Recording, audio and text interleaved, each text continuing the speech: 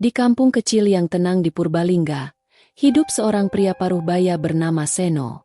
Sehari-hari, ia hanya bekerja sebagai buruh bangunan harian, kadang jadi tukang kayu jika ada yang memesan. Istrinya, Susi, adalah perempuan sederhana, pekerja keras, tapi sudah lama kehilangan perhatian suaminya.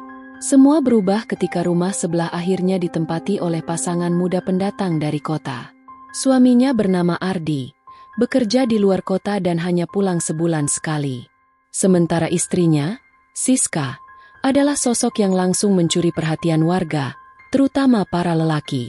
Tubuhnya padat berisi, dengan pinggul menggoda dan dada membusung. Kulitnya kuning langsat, rambut panjang selalu dikucir rapi, dan wajahnya bersih seperti selebgram. Namun yang paling menggoda Seno adalah caranya berpakaian, selalu tipis, ketat, dan memancing imajinasi liar. Dari hari ke hari, hasrat Seno pada Siska makin menjadi. Setiap sore, ia pura-pura menyapu halaman meski tak ada daun berserakan. Matanya tak pernah lepas dari gerakan tubuh Siska yang gemulai saat menjemur pakaian atau menyiram tanaman. Susi, istrinya, tentu menyadari perubahan itu. Ia tahu tatapan suaminya sudah bukan miliknya lagi. Tapi ia memilih diam. Mungkin karena takut kehilangan. Atau karena masih berharap suaminya akan kembali sadar. Namun bagi Seno, Siska adalah candu. Semakin didekati, semakin ia tergila-gila. Ia sudah mencoba menyapa, memberi salam, bahkan menawarkan bantuan memasang rak dapur. Tapi semua hanya dibalas senyum dan ucapan sopan. Tak ada tanda Siska tertarik. Seno frustrasi. Hingga suatu malam, saat gerimis turun dan angin membuat jendela berderit, ia pergi ke sebuah gubuk tua di tengah sawah. Tempat itu dikenal sebagai lokasi tinggal seorang dukun sepuh bernama Mbah Kromo, yang masih mempraktikkan ilmu kuno warisan leluhur. Aku ingin perempuan itu, Mbah. Dia istri tetanggaku. Tapi aku tak tahan lagi. Dia seperti bidadari. Aku pengen dia jadi milikku, ujar Seno penuh nafsu, suara serak menahan syahwat. Mbah Kromo menatap Seno lama, lalu tertawa kecil. Kamu bukan orang pertama yang datang karena wanita. Tapi ingat, semua ada bayarannya. Kalau kau sanggup, aku beri pelet jaran goyang. Seno mengangguk mantap. Aku siap bayar berapa saja. Dukun itu mengambil segenggam tanah kuburan dari kendi tua, seutas benang merah, dan sebotol minyak beraroma anyir. Tulis namanya pakai darah jempolmu. Lalu ucapkan mantra ini 7 kali tiap malam sebelum tidur. Letakkan botol ini di bawah bantal. Dalam 3 hari, kau akan lihat hasilnya. Tanpa ragu, Seno lakukan semua itu. Malam-malamnya berubah jadi ritual gelap. Ia membaca mantra dengan mata terbakar nafsu. Ia bahkan bermimpi bertemu Siska dalam keadaan telanjang, merintih memanggil namanya. Dan benar saja. Hari ketiga, saat Seno sedang duduk di teras, Siska melambai dari balik pagar, senyum manis mengembang. Mas Seno, punya korek enggak? Obat nyamukku belum sempat beli. Itu pertama kalinya Siska memulai percakapan. Seno menyodorkan korek sambil tersenyum, tapi jantungnya berdebar kencang. Pelet itu berhasil. Malamnya, Siska mengirim pesan WhatsApp. Mas, maaf ganggu. Aku takut tidur sendiri. Suamiku lagi dinas luar kota. Kalau ada apa-apa, aku boleh ke rumah Mas Seno, kan? Seno tersenyum puas. Nafsu telah mengalahkan moral. Hatinya bersorak. Sebentar lagi, ia akan memiliki tubuh semok itu, meski hanya sesaat. Tapi ia tak tahu, apa yang dimulai dengan pelet, jarang berakhir dengan damai. Malam itu hujan turun deras mengguyur desa. Petir menyambar sesekali, membuat langit Purbalingga meringis terang. Listrik padam. Rumah-rumah gelap gulita, hanya diterangi temaram lilin atau senter ponsel. Di rumah Seno, angin membuat tirai berkibar dan membuat bulu kuduk berdiri. Ia duduk sendirian di ruang tamu, matanya menerawang, pikirannya liar membayangkan tubuh Siska. Tiba-tiba, tok tok tok, pintu diketuk dari luar. Seno terkejut, jantungnya berpacu cepat. Ia mendekat dan membuka pintu sedikit demi sedikit. Di baliknya, berdiri seorang wanita dengan daster tipis basah menempel di tubuhnya. Payudaranya terlihat mengeras oleh dingin, pinggulnya bergoyang ketika bergerak. "Siska. Mas, boleh nebeng dulu? Gelap banget di rumah. Aku takut, sendirian," katanya dengan nada lembut. Matanya menatap lurus ke dalam rumah Seno. Seno menelan ludah. Ia menoleh ke sekeliling memastikan tak ada yang melihat. "Masuk aja. Yes. Lagi mati lampu ya?" "Iya. Aku nggak bisa tidur sendiri. Kalau hujan gini, suka kepikiran aneh-aneh." Siska masuk. Duduk di kursi dekat lilin yang menyala. Rambutnya basah, kulitnya berkilau, dan aroma tubuhnya menusuk hidung Seno. Aroma yang membuat darahnya naik ke kepala. "Kamu sendirian, Mas?" tanya Siska sambil menunduk malu-malu. "Iya. Susi lagi di rumah orang tuanya." "Ada yang sakit?" jawab Seno. Matanya tak berkedip memandangi dada Siska yang mengintip dari balik daster basah. Mereka diam sejenak. Hanya suara petir dan rintik hujan yang terdengar. Seno berdiri, mengambil 2 gelas teh manis hangat dari dapur. Saat ia kembali, Siska sudah melepaskan jaketnya. Daster tipis itu benar-benar memperlihatkan lekuk tubuhnya dengan sangat jelas. Ia menggeliat kecil karena kedinginan. Tapi bagi Seno itu seperti godaan yang tak bisa ditolak. "Mas, aku kedinginan banget," bisik Siska sambil memeluk dirinya sendiri. Seno mendekat, meletakkan gelas di meja, lalu duduk di sampingnya. "Sini, aku ambilin selimut." Namun sebelum sempat berdiri, Siska sudah memegang lengan Seno. Tangan halus itu seperti memanggil. Mata mereka bertemu. Dalam sekejap, tubuh mereka saling merapat, bibir saling mencari, dan tangan mulai menjelajahi. Seno mencium Siska dengan penuh nafsu, sementara wanita itu merintih lembut, seolah tak ingat siapa dirinya. Malam itu, mereka tenggelam dalam kenikmatan haram. Pelet jaran goyang benar-benar membuat Siska seperti boneka tak bernyawa yang tunduk pada hasrat Seno. Mereka melakukannya di ruang tamu, di atas tikar, sementara lilin perlahan meleleh dan angin meniup tirai dengan liar. Namun, mereka tak tahu, ada sepasang mata yang menyaksikan semuanya dari balik jendela. Sosok itu berdiri diam dalam gelap, matanya merah membara, dan tubuhnya gemetar menahan amarah. Ia adalah Susi. Susi sebenarnya baru saja kembali dari desa sebelah. Hatinya tak tenang. Ia merasa ada yang salah. Sepanjang perjalanan naik motor, firasat buruk terus menghantui. Ia pulang tanpa memberi kabar. Dan betapa hancurnya hati perempuan itu ketika melihat suaminya tengah menyetubuhi wanita lain, di rumah mereka sendiri, di ruang tamu mereka, di bawah foto pernikahan mereka yang tergantung di dinding. Air mata Susi jatuh tanpa suara. Tapi hatinya tak hanya menangis. Hatinya marah. Hatinya mendidih. Ia mundur perlahan, lalu pergi kembali ke arah jalan setapak menuju rumah ibunya. Keesokan paginya, saat Seno bangun, Siska sudah pergi. Ia hanya meninggalkan pesan singkat. "Semalam seperti mimpi, Mas. Tapi aku nggak menyesal." Seno tersenyum puas. Tapi ia tak tahu bahwa badai sesungguhnya baru dimulai. Sementara itu, di rumah ibunya, Susi duduk bersimpuh di depan seorang nenek renta. Nenek itu mengenakan kerudung hitam dan jari-jarinya dipenuhi cincin batu aki. "Mak, tolong aku. Suamiku selingkuh. Sama tetangga sendiri. Aku lihat dengan mataku sendiri." Nenek itu mengangguk pelan. Ia mengambil kendi kecil, rambut kuda, dan boneka jerami. Kalau mereka sudah melewati batas, maka mereka harus tahu akibatnya. Tapi ingat, nak, teluh ini tidak akan bisa dicabut kalau kau tak mencabut sendiri amarahmu. Susi hanya diam, tangannya mengepal. Nama mereka, Seno dan Siska. Malam itu, teluh pertama dilancarkan. Bukan untuk membunuh, tapi untuk membuat mereka merasa sakit perlahan, batin dan jasad. Dimulai dari alat kelamin mereka, tempat mereka menyatukan dosa.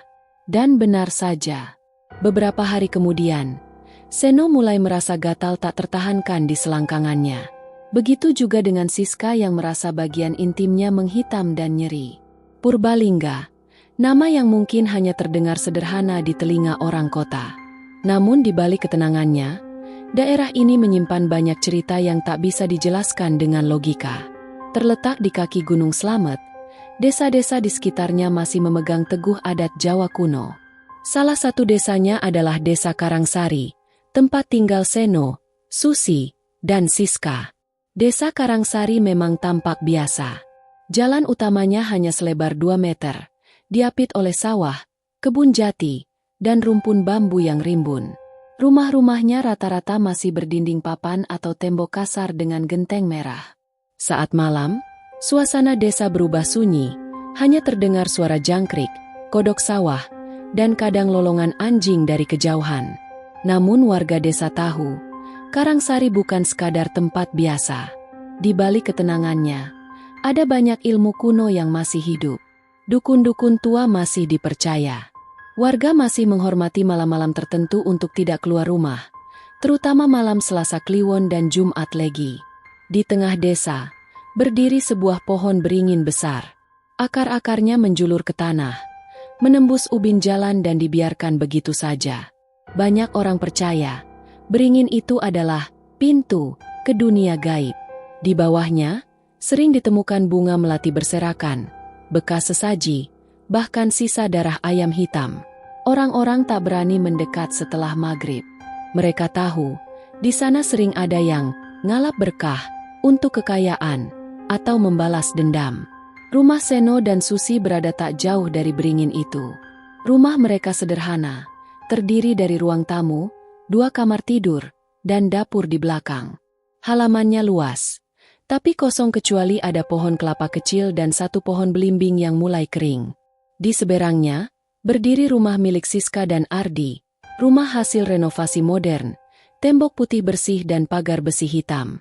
Sejak pasangan muda itu pindah, suasana kampung menjadi lebih hidup. Para lelaki sering cari alasan untuk lewat di depan rumah Siska, entah hanya untuk beli rokok ke warung atau sekadar jogging sore. Tapi hanya Seno yang benar-benar terjerat dalam godaan itu. Seno lahir dan besar di Karangsari. Ayahnya dulu petani, ibunya penjual jamu. Ia menikah muda dengan Susi karena dijodohkan. Hidupnya biasa-biasa saja, tak pernah keluar kota, bahkan tak bisa naik mobil. Tapi rasa rendah diri itu berubah jadi dendam ketika Siska datang. Cantik, wangi, dan beda dari perempuan desa kebanyakan.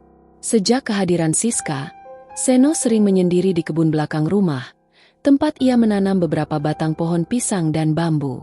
Di sanalah ia merenung, menyusun rencana, hingga akhirnya memutuskan mendatangi Mbah Kromo, dukun tua yang tinggal di pinggir desa. Mbah Kromo adalah legenda di Karangsari. Rumahnya berdinding anyaman bambu, beratap rumbia, dan penuh bau kemenyan. Banyak orang datang ke sana diam-diam, membawa sesajen, atau hanya sekadar menanyakan nasib. Namun tidak semua pulang dengan hati lega. Ada yang sakit berkepanjangan. Ada pula yang kehilangan akal. Tapi bagi orang seperti Seno yang sudah dipenuhi nafsu, semua risiko itu diabaikan. Sementara itu, rumah Ibunda Susi berada di dusun seberang, sekitar 5 km dari Karangsari. Di sana tinggal seorang perempuan tua bernama Embok Narti, yang oleh warga sekitar dikenal sebagai perawat leluhur. Perempuan tua yang mewarisi ilmu dari nenek buyutnya, konon berasal dari jalur pesugihan putih. Embok Narti hidup tenang, namun jika cucunya datang menangis dan mengadu telah dihianati suami, maka hatinya tak bisa tinggal diam.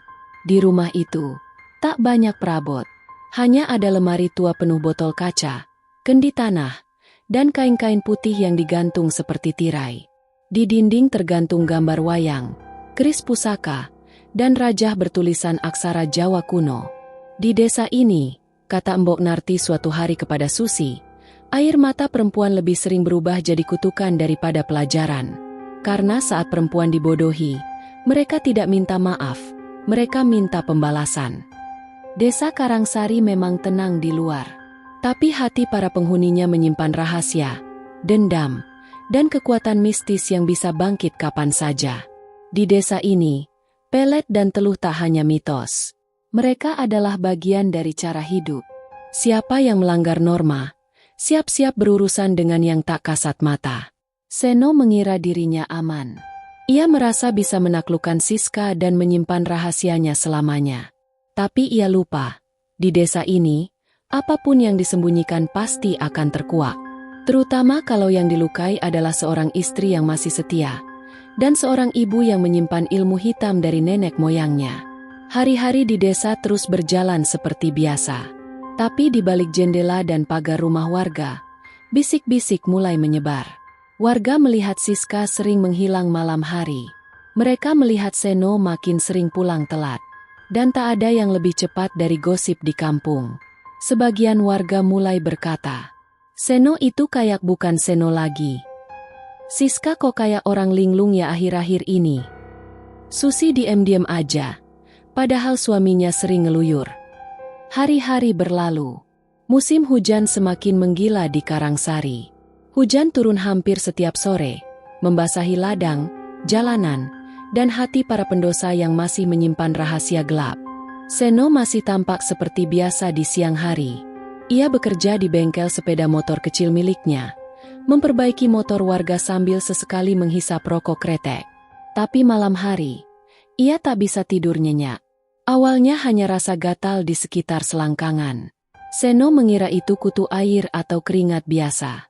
Tapi makin malam, rasa gatal itu berubah menjadi panas, perih seperti terbakar. Ia terbangun, membuka celananya dan menyalakan lampu. Apa yang dilihatnya membuatnya nyaris pingsan. Kulit di sekitar alat kelaminnya memerah, melepuh seperti luka bakar. Dagingnya terlihat seperti mulai membusuk. Bau busuk menusuk keluar dari balik celana dalamnya. Setan apa ini? Seno berteriak, menggigil, lalu menjerit dalam kegelapan. Ia meminum air putih, membasuh tubuhnya, tapi rasa panas dan nyeri itu tak juga reda. Di luar, suara angin bertiup kencang, membawa aroma kemenyan dan suara tertawa pelan, seperti suara wanita tua dari kejauhan. Seno mencoba pergi ke puskesmas esok paginya. Namun saat dokter memeriksa, mereka hanya menggeleng bingung. Ini bukan infeksi biasa, Mas. Luka terbuka, tapi tak ada tanda-tanda bakteri. Tapi juga bukan luka fisik. Aneh. Dokter meresepkan salep dan antibiotik, tapi tak ada yang membantu. Sementara itu, Seno mulai jarang keluar rumah. Ia mengurung diri, tak nyaman duduk, tak bisa tidur, dan sering mendadak menjerit di malam hari. Di sisi lain, Siska juga mulai mengalami hal aneh.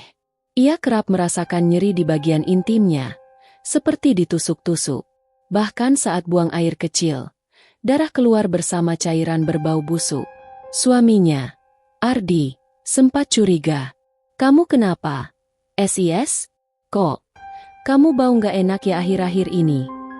Siska hanya menjawab singkat. Capek, flu mungkin. Namun tubuhnya tak bisa menyembunyikan penderitaan.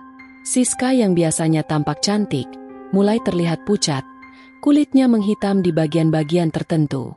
Bibirnya pecah-pecah, dan matanya tampak kosong. Dan yang paling membuatnya ketakutan, ia mulai bermimpi buruk setiap malam. Dalam mimpi itu, Siska selalu berada di tengah ladang yang luas, dikelilingi api. Dari kejauhan, muncul sosok wanita tua berbaju putih dengan rambut panjang dan mata merah. Sosok itu membawa cangkul dan terus menggali tanah, hingga muncul 2 lubang kubur. 1 untukmu, dan 1 untuk lelaki yang kau rebut. Setiap kali Siska terbangun dari mimpi itu, ia menangis dan memegangi perutnya. Ia mulai merasa bahwa ini bukan sekadar rasa bersalah, tapi ada sesuatu yang mengincarnya. Tak lama kemudian, berita mulai menyebar di kampung. Tetangga mulai berbisik. Kata Pak RT, Seno sakit aneh. Kayak kena guna-guna. Siska juga mulai kelihatan kayak orang kerasukan. Giginya berdarah semalam. Wah, jangan-jangan mereka kena teluh. Beberapa warga bahkan mengaku melihat bayangan hitam berdiri di depan rumah Seno setiap malam Jumat. Sosok itu tinggi besar, berjubah hitam, tak berkepala. Setiap kali lewat di depan rumah Seno, anjing-anjing menggonggong tanpa sebab dan ayam-ayam tak mau bertelur. Di rumah ibunya, Susi duduk tenang. Ia kini mengenakan jarik dan kebaya sederhana. Matanya tajam menatap bara dupa yang mengepul di atas wadah tembikar. Mbok Narti duduk di sampingnya. Tangannya gemetar, tapi tetap kuat menggenggam boneka jerami yang ditusuk jarum-jarum hitam. Teluhnya sudah bekerja, nak, kata Mbok Narti lirih. Tapi ingat, kalau kau tak bisa melepaskan dendammu, maka kutukan ini akan ikut kamu sampai mati. Susi menatap ke bara api. Matanya berkaca-kaca. Hatinya sudah terlalu hancur. Ia tidak menyesal.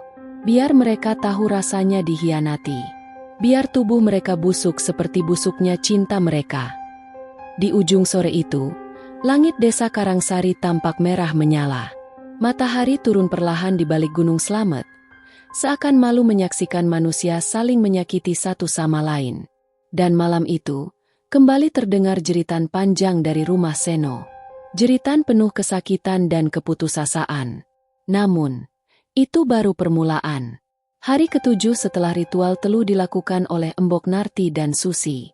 Sejak malam pertama jeritan terdengar dari rumah Seno, suasana desa Karangsari berubah semakin mencekam.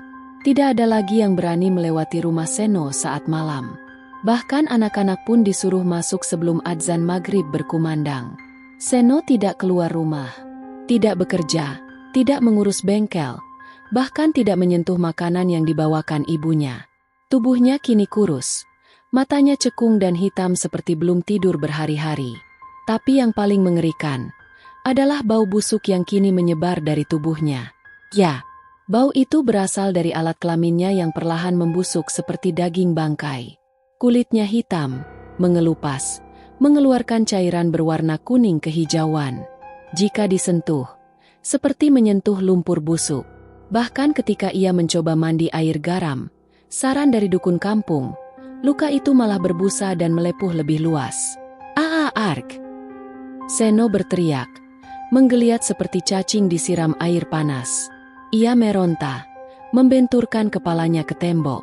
Istrinya, Susi, tak pernah lagi menjenguk sejak malam terakhir ia bicara dengan Mbok Narti. Tubuh Seno menggigil, matanya merah penuh darah, dan setiap malam ia mengigau. Siska, jangan pergi. Susi, maafkan aku. Jangan tarik aku. Jangan. Di sisi lain, Siska juga mulai merasakan penderitaan yang sama. Tubuhnya mengalami pendarahan hebat setiap kali ia buang air kecil. Cairan berwarna merah hitam selalu keluar dari bagian kewanitaannya. Dokter bilang tidak ada infeksi, tidak ada tumor. Tapi rasa sakit itu makin hari makin parah. Hingga akhirnya, suatu malam, Siska ditemukan tergeletak di kamar mandi, tanpa busana, menggigil, sambil menangis dan berkata-kata aneh. Aku salah, aku nggak mau mati. Suaminya, Ardi, yang selama ini tidak tahu apa-apa, mulai curiga.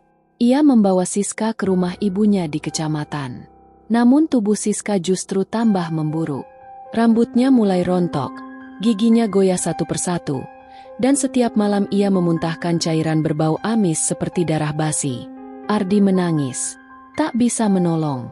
Sementara itu, Susi hidup tenang di rumah Mbok Narti. Setiap malam Jumat, ia mengikuti ritual pembersihan diri. Ia memandikan tubuhnya dengan air bunga 7 rupa, memakai kain putih, dan duduk bersila menghadap lilin. Namun di dalam dirinya, mulai tumbuh kegelisahan. Saya kok jadi mimpi buruk terus. Mbok, saya lihat Seno terbakar. Saya lihat Siska dikubur hidup-hidup. Mbok Narti menatapnya tajam. Itulah teluh. Nak, sekali kamu melakukannya, kamu ikut memikul akibatnya. Bukan hanya mereka yang menderita, tapi jiwamu juga ikut kotor. Susi menunduk. Air matanya menetes pelan.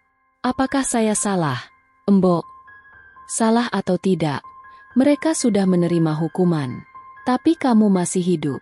Maka pilih, terus memelihara dendam, atau memutuskan rantainya sebelum kamu ikut binasa.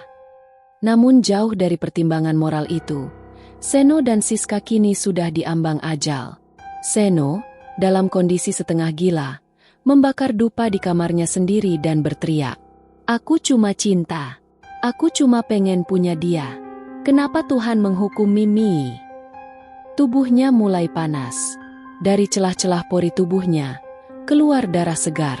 Ia mendengar bisikan dari langit-langit rumah. Cinta atas dasar pelet bukan cinta. Itu kutukan.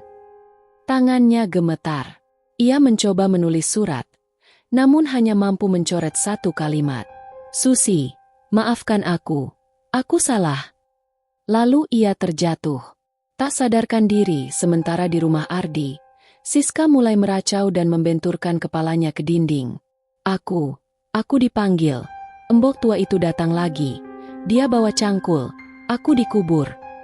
Ardi yang panik membawa Siska ke seorang kiai di desa sebelah. Tapi kiai itu hanya menggeleng. "Sudah terlambat. Ini bukan sekadar sakit. Ini azab. Dan yang bisa menyelesaikannya hanya pelaku teluh itu sendiri." Hari demi hari berlalu. Bau busuk semakin menyebar dari rumah Seno. Warga mulai berani menyebutnya keras. Dia kena karma. Mainan pelet jaran goyang buat ganggu istri orang. Istrinya pintar. Teluhnya lebih kuat. Namun hanya Susi yang tahu, ini bukan sekadar teluh. Ini kutukan batin dari perempuan yang dikhianati, disakiti, dan dijatuhkan harga dirinya. Malam itu, langit Purbalingga tampak lebih gelap dari biasanya. Tak ada bintang. Hujan turun deras mengguyur rumah-rumah warga. Di rumah tua yang terkunci rapat di pojok kampung, suara jeritan terakhir Seno menggema, lalu hening. Pagi harinya, warga mencium bau bangkai menyengat dari rumah Seno. Pak RT dan dua tetangga mendobrak pintu. Di dalam, tubuh Seno ditemukan terkapar di atas tikar pandan, sudah tak bernyawa.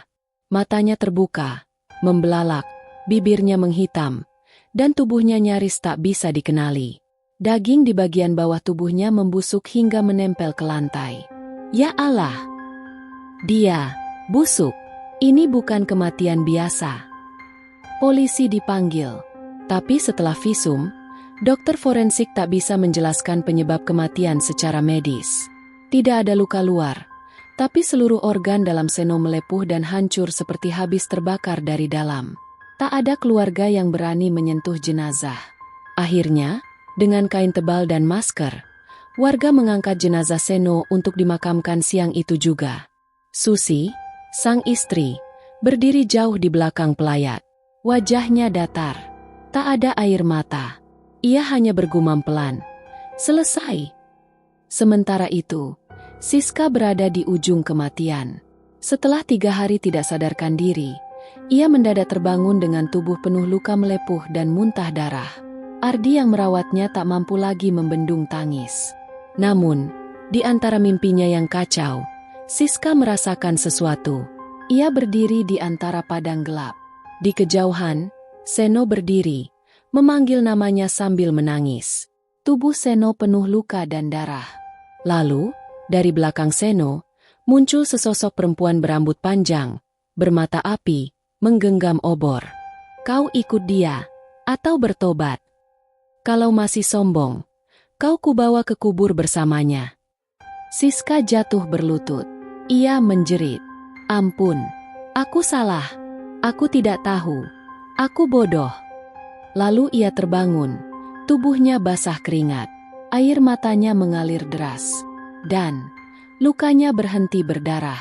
Satu persatu rasa sakitnya perlahan hilang. Pagi itu, Siska meminta Ardi mengantarnya ke rumah Susi. Susi tengah menyapu halaman saat sebuah mobil berhenti. Siska turun dari dalam, mengenakan kerudung tipis. Wajahnya masih pucat, tapi langkahnya mantap. Ia langsung bersimpuh di hadapan Susi. Menangis tersedu-sedu. "Maafkan aku. Aku yang telah merusak rumah tanggamu. Aku salah besar. Aku tidak akan pernah mengulanginya." Susi hanya diam. Air matanya mengalir tanpa suara. "Semua sudah berakhir. SIS. Seno sudah mati. Aku tidak perlu balas dendam lagi. Tapi kamu Kalau masih punya hati, kembalilah pada Tuhan. Jangan ulangi ini pada orang lain. Siska mengangguk keras. Ia mencium kaki Susi, lalu bangkit. Dan sejak hari itu, ia berubah. Tak lagi berdandan menor, tak lagi memancing perhatian. Ia mengenakan pakaian sederhana dan mulai rutin ke masjid. Konon, ia kini jadi guru ngaji anak-anak di desanya.